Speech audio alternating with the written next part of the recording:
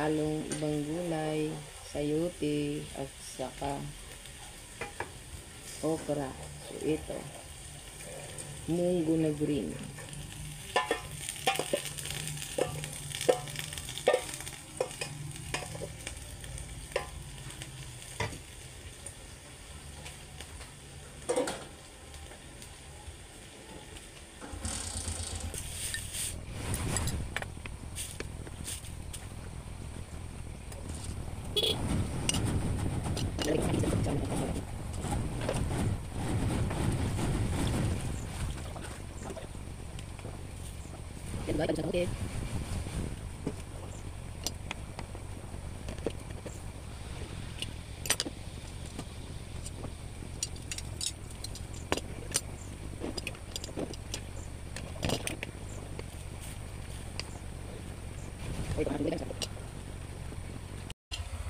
Ayan guys, ang gulay ko, ginataang halo-halong gulay po, may kangkong at talbos ng kamote.